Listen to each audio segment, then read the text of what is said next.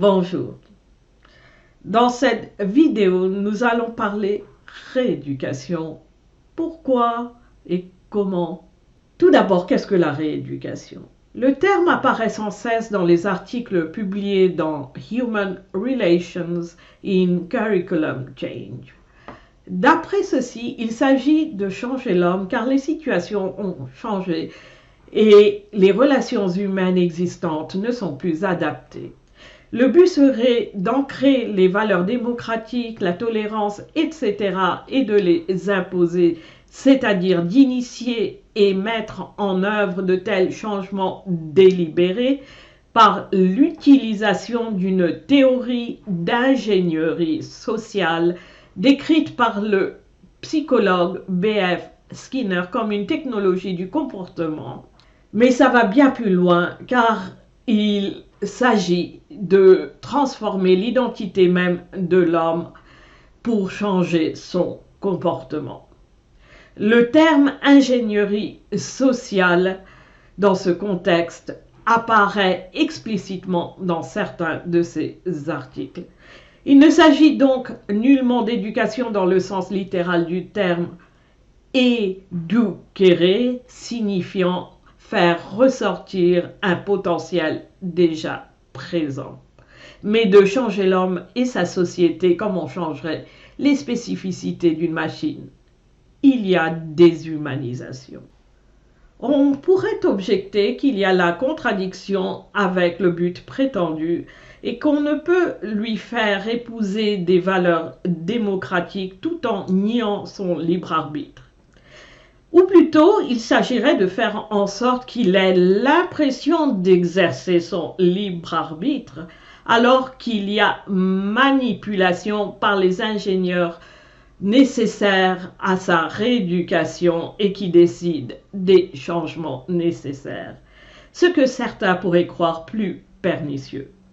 Le but recherché, c'est-à-dire l'acceptation de nouvelles valeurs, ne sera pas atteint tant que celles-ci ne seront pas ressenties par l'individu comme librement choisies.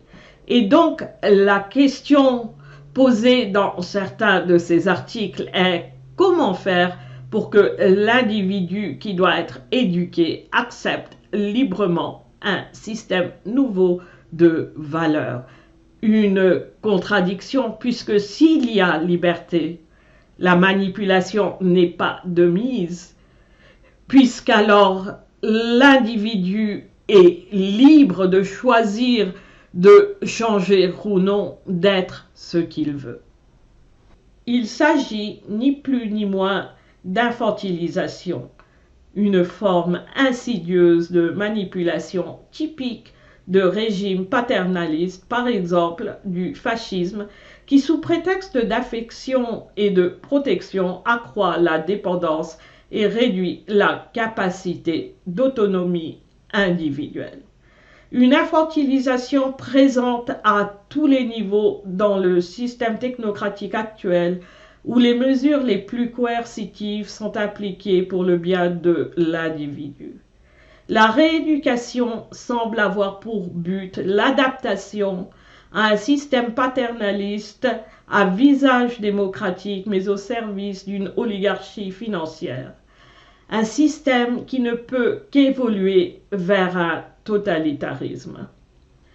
En effet, dans la seconde moitié du XIXe siècle, le capitalisme marchand a commencé à être remplacé par un capitalisme financier caractérisé par la maximisation du profit, en d'autres termes le profit pour davantage de profit, où l'argent d'un moyen d'échange devient le but en soi. Un tel contexte n'est bien évidemment pas adapté à l'homme, et plus il est maintenu, moins il devient adapté, et donc plus il y a besoin d'étendre le contrôle. Et en effet, surtout depuis les années 90 qui ont vu triompher le capitalisme financier à la suite de la chute du mur de Berlin, ce qu'on voit D'après le philosophe John McMurtry, c'est l'émergence d'un modèle totalitaire qui consiste à instituer un gouvernement mondial des entreprises sans limite d'occupation ou de responsabilité au-delà d'elles-mêmes. L'homme ne peut qu'être insatisfait dans cette situation. Ce qui est admis car l'utilisation de la satisfaction est préconisée à des fins d'ingénierie sociale. Or, d'après Kurt Lewin, père d'une théorie sur l'interaction entre l'environnement social et physique et l'individu, et sur l'application de tensions sur cet environnement pour changer l'individu, lorsqu'il n'y a aucune tension générée par l'environnement, le soi intérieur de l'individu est bien équilibré. Donc la mise en place et le maintien du capitalisme financier n'est pas une évolution qui s'est faite dans des conditions sans tension où le soi intérieur individuel reste équilibré. Il n'y a aucune suggestion de la part de Lewin et ses successeurs de remplacer cette situation par une autre sans tension qui, pour reprendre les termes du philosophe et psychologue Erich Fromm, offrirait les conditions pour le développement des potentialités de l'homme, de sa raison, son amour, sa créativité. Il n'y a aucune suggestion de Lewin et ses successeurs de faire en sorte qu'il y ait des débats publics sur les conditions nécessaires et comment les instaurer. Tout cela paraît peu démocratique malgré le but déclaré. Qui plus est, on peut lire dans le livre cité précédemment, les hommes ne changent pas leurs arrangements sociaux tant qu'ils en sont pleinement satisfaits. Plus l'insatisfaction est grande, plus il est possible de les rééduquer. S'agit-il donc de contrôler leur environnement pour augmenter leur insatisfaction afin qu'ils s'adaptent à chaque étape et acceptent l'étape suivante encore plus déshumanisante? Fromm avait envisagé cette possibilité en 1960, c'est-à-dire que les psychologues en viennent à aider les gens à s'adapter à une vie vide de sens. Selon la théorie élaborée par Lewin, la première phase vers le changement de l'individu consiste à dégeler la situation existante. Il s'agit de perturber l'équilibre de l'individu et de le rendre instable. Pour cela, toujours d'après cette théorie, on peut appliquer la quantité nécessaire de tension à son environnement. Or, pour citer McMurtry, ces dernières décennies, l'ensemble de la population mondiale a été maintenu en permanence dans un état de déséquilibre avec effondrement financier et diktat commercial transnational l'un après l'autre, vidant les caisses de l'État et outrepassant les droits à l'autodétermination nationale. Les populations ont été tellement submergées par le rouleau compresseur des crises économiques et environnementales qu'une règle d'insécurité universelle a rendu les majorités sociales paralysées par une terreur de basse intensité. Il s'agit là de ce qu'on appelle le gaslighting, défini par Wikipédia comme une forme d'abus mental dans lequel l'information est déformée ou présentée sous un autre jour. Le terme vient du film Gaslight de 1944 avec Ingrid Bergman et Charles Boyer, où celui-ci constamment manipule l'intensité de l'éclairage, mais à chaque fois qu'elle lui en fait la remarque, il prétend qu'il ne se passe rien.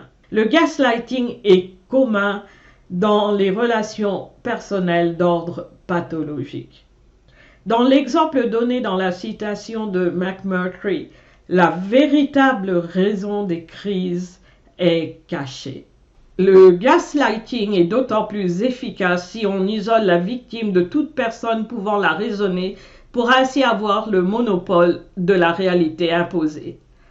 Les confinements, port de masques, distanciation sociale isolent, avec bien trop souvent une dépendance accrue sur la télévision et les sites internet popularisés par les moteurs de recherche comme source principale d'information. Dans les relations personnelles d'ordre pathologique, la victime est peu à peu coupée de son entourage, celui-ci étant dénigré. Ou alors il s'agit parfois de quelqu'un qui est déjà isolé. C'est aussi le cas des prisonniers de guerre ou politiques dans les dictatures. L'isolement, pour citer Hannah Arendt, élimine complètement tous les facteurs réels, si bien que la logique même, la cohérence même du récit que contient la confession préparée deviennent écrasantes. Comme explicité dans la charte de Biderman, l'isolement et la monopolisation de la réalité sont des moyens de coercition qui font perdre à la victime tout soutien social à sa capacité de résister et qui devient ainsi d'autant plus dépendant de l'interrogateur ou plus généralement de son ou ses violenteurs et frustre toute action qui n'est pas cohérente avec l'obéissance et aussi élimine tout stimuli rivalisant avec ceux contrôlés. Les prisonniers en viennent à faire de fausses déclarations de culpabilité dans des procès publics qui contribuent à détruire l'état psychique des populations en engendrant la peur de la désobéissance. Pour citer le psychologue Juste Mierlo, la peur est certes une tactique des plus précieuses pour les leaders totalitaires, mais une terreur de basse intensité comme celle qu'on vit depuis quelques décennies et qui a été décrite par McMurtry est, selon ce dernier, la condition nécessaire pour que tout mouvement totalitaire poursuive sa progression, car maintenir ses sujets en perpétuel déséquilibre est son modus operandi, confirmant ainsi ce qu'a écrit Lewin. Cette peur est maintenue et consolidée par l'intrusion lente et pénétrante d'une propagande inquiétante et de vagues constantes de suggestions. Qu'il en soit conscient ou non, l'homme moderne vit dans une atmosphère de peur. Peur de la guerre, peur de la bombe H, peur du totalitarisme, peur du non-conformisme, peur de la dissidence. La peur a déjà commencé à influencer notre comportement lorsque nous en sommes conscients, écrivait Mierlo en 1956.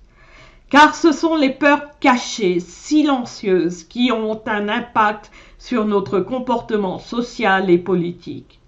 Elles mènent l'individu à l'indifférence et à l'apathie, à la paralysie mentale dans des circonstances qui devraient exiger la plus grande activité et au final à l'abandon passif à ce qu'il craint ou au contraire à des paniques explosives. Les émeutes, les mouvements de masse et les flambées de criminalité servent à accroître la peur et la panique et peuvent ainsi être utilisés pour renforcer le sentiment d'insécurité de l'homme et encourager sa capitulation à l'environnement totalitaire. Surtout lorsque la terreur de basse intensité est entrecoupée de mesures telles que des confinements qu'on pourrait considérer de l'ordre du choc et effroi, le titre du texte de l'Université de la Défense nationale américaine datant de 1996 et qui considère cela comme l'équivalent non nucléaire du bombardement de Hiroshima et Nagasaki. De même, dans les relations pathologiques d'ordre privé, la tension grimpe et peut aboutir sur le choc et effroi de la violence physique. Le stress engendré par la peur peut avoir de graves répercussions sur la santé. Quant au gaslighting, il peut mener à la folie car la victime vient à douter de sa perception et de son état mental. D'ailleurs, un autre nom pour gaslighting est rendre fou. C'est trop souvent le cas dans des relations intimes pathologiques où c'est la victime qui se retrouve à suivre un traitement psychiatrique encouragé par son violenteur. Un traitement qui renforce son apathie et sa confusion et la rend ainsi bien plus soumise. Il n'y a aucune différence entre elles et les nombreuses victimes qui ne peuvent pas ou ne veulent pas s'adapter à une société considérée comme malade par Erich Fromm et comme tout sauf normal par Gabor Maté, spécialiste en traumatologie. Entre 2008 et 2019, le pourcentage de la population consommant des psychotropes dans 65 pays à revenus moyens et revenus élevés a grimpé de 28,5% à 34,8%. On peut se poser des questions sur une utilisation éventuelle de la psychiatrie à des fins de manipulation, voire de coercition, surtout au vu des suggestions du psychiatre John Rawlings Rees, cofondateur de l'Institut Tavistock de Londres, de fonder des troupes de choc de psychiatres, c'est-à-dire des équipes mobiles de psychiatres bien sélectionnés et bien formés, dont la loyauté première doit être le bien commun. Le bien commun selon qui? N'oublions pas l'avertissement de Mierlo. Diverses agences psychologiques peuvent facilement être utilisées à mauvais escient comme des outils du pouvoir.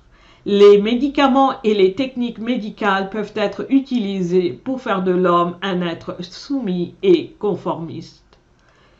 D'ailleurs, qu'est-ce que la maladie mentale?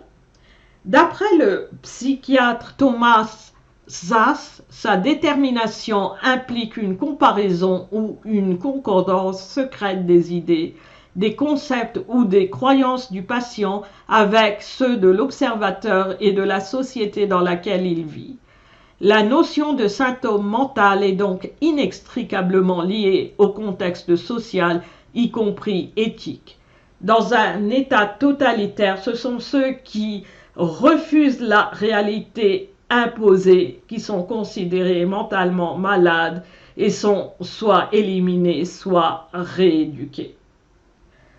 Dans une seconde partie, on verra comment la rééducation se fait par le biais des nombreux groupes auxquels appartient un individu. Merci.